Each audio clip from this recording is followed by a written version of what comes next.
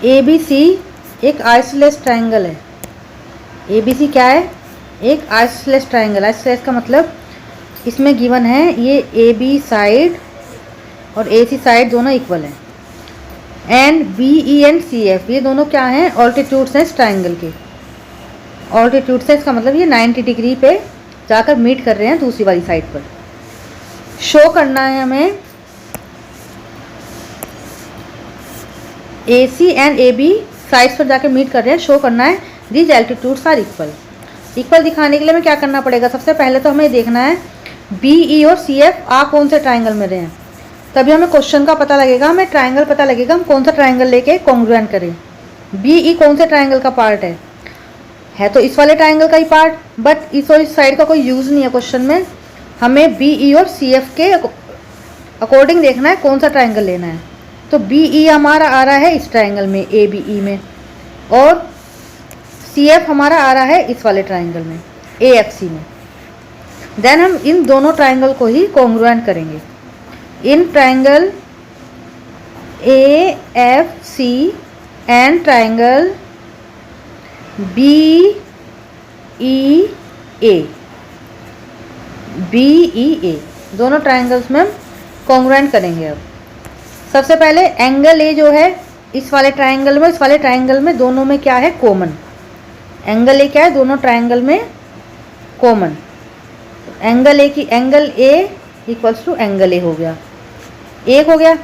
Second ये right angle है ना, बी ई ए ट्राइंगल का ये वाला एंगल, यानी angle B E A equals to 90 degree है, और एंगल ये वाला भी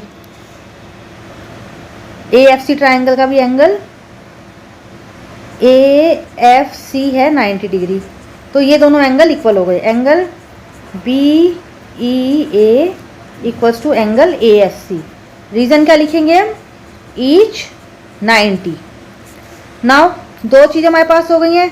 थर्ड क्या है? ए बी इक्वल्स टू ए सी। इस वाले ट्राइंगल की साइड ये ए बी और इस वाले ट्राइंगल की साइड ये ए सी, दोनों इक्वल है। ये हमें क्वेश्चन में गिवन है। हमने एक चीज़ तो एंगल दिखा दिया, angle A equals to angle A. Second दिखा दिया है एंगल बी ई ए और ए एफ सी को इक्वल। एंड थर्ड दिखाया है हमने ट्राइंगल की साइड को इक्वल। तो हमें तीनों चीज़ें हो गई हैं। यहाँ से हम क्या कह सकते हैं कि दोनों ट्राइंगल हमारे क्या हैं? Congruent. Now we can say both the triangles are congruent.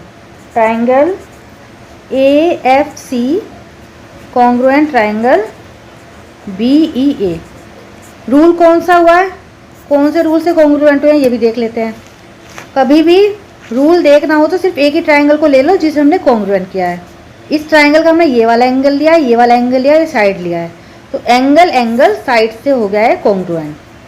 Now जब दोनों ट्राइंगल कॉन्ग्रुएंट हो गए हैं तो हम लिख सकते हैं B E equals to F C.